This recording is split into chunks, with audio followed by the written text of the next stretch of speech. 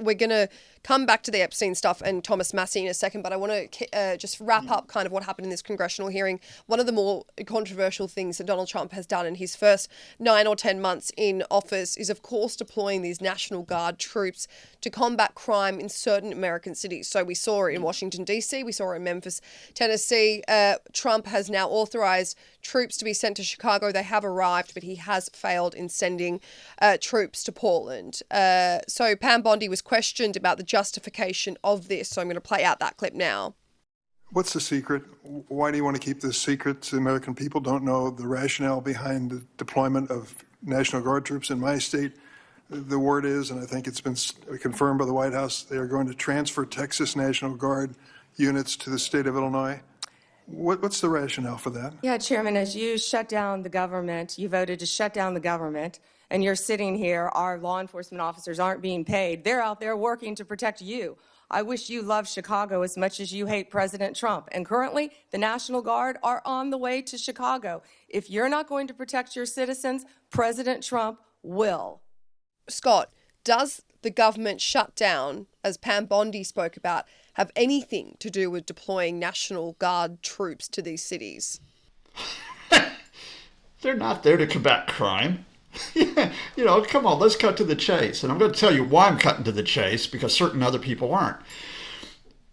Those troops have been in Los Angeles. It was not only National Guard, but for a moment it was U.S. Marines. They have been in Washington. They are now in Chicago. In the case of L.A., with one important exception I'm going to tell you about, they mainly just stood around. In the case of Washington, D.C., they mainly went to low crime areas. Some of them even planted flowers, because another part of Trump's effort is, I'm going to make Washington the most beautiful city in the world, right? And when it comes to Chicago, we remain to see what happens, because we know from the statistics that there was no case to send the National Guard into any of those cities. And I can walk you through that if I will. I know that our friends in the YouTube comments who are the dedicated Trumpers are the facts, they're impervious to that.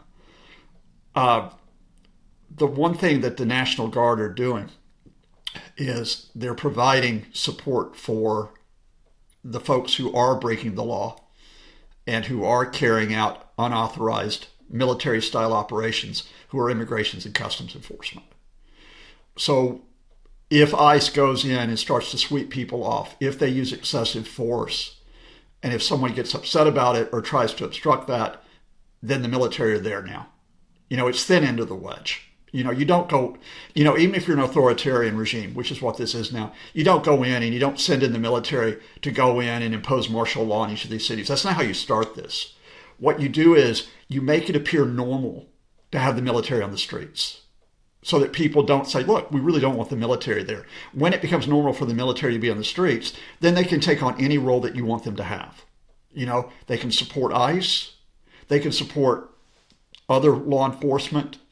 They could at some point start to begin their own operations. So you just open up that possibility. That's where we are. And Bondi, she wasn't going to, there's that, when she is asked, it was Dick Durbin who asked it, look, were you involved in a meeting to discuss the deployment of these troops to Chicago, which is in Durbin's constituency? He's a senator from Illinois. Were you involved in that? And she says, you're horrible. You're a horrible man who doesn't represent his constituents. If you spend as much time loving Chicago as you do hating Donald Trump, that would be a service to mankind. No, that's not the question, Pam. Were you involved in that meeting? Were you or were you, like Kash Patel quite often is, washing your hair? Where the hell were you? So that, like I said, Bondi is effective in terms of what she's doing. And this is what really ticks me off. She was so effective that the New York Times, which should know better, what's their headline today? Bondi goes on attack. No, the headline New York Times is Bondi diverts, deflects, avoids answering questions. Their subheadline is the session featured more fireworks than facts. Well, why did it feature more fireworks than facts, New York Times? Because she deceived, she insulted, she misled. Part of the problem that we're having here, Maddie, is these hearings are becoming spectacles And some major U.S. outlets are munching popcorn rather than do your damn job. I mean, and that's not even a new thing, because even under the Biden administration, where there were numerous congressional Senate hearings, they really were spectacles. So it's not just a Republican thing, it's on both sides of the aisle. But Scott, you mentioned this, I mean, troops, military personnel in the streets, it's a slippery slope. It's very dictatorial. It's very authoritarian. And you and I have spoken at great lengths about, these are authoritarian countries that have troops walking the streets. So it will be interesting to see how this unfolds. But I want to move off the congressional hearing because there's so much involved. Anyone who wants to go back and listen to it, very much advise you to do so. But back on the Epstein stuff, look, there's so much divide right now within the Republican Party over these Epstein files. Thomas Massie has been leading this charge. He is trying to force a vote in the House to release the Epstein files. He has 218 votes, the number that he needs to force a vote. He also has dubbed this House recess. So Mike Johnson has put the House on a recess for an extra week. He believes that Johnson has done this in order to delay swearing in a newly elected Democratic Congresswoman, being Adelita Grijalva. They believe that she's actually a crucial vote towards this Epstein files release. Mike Johnson tweeted that he and Trump are actually for maximum disclosure and want to protect innocent lives related to the Epstein victims. So here's what Massie responded to that. He said, contrary to what he says, Speaker Johnson is doing everything he can, including delaying the swearing in of the most recently elected member of Congress and spreading misinformation about the legislation to block a vote in Congress on legislation to release the Epstein files. Democrat Congressman Ro Khanna backed this up with, we secured the 218th signature.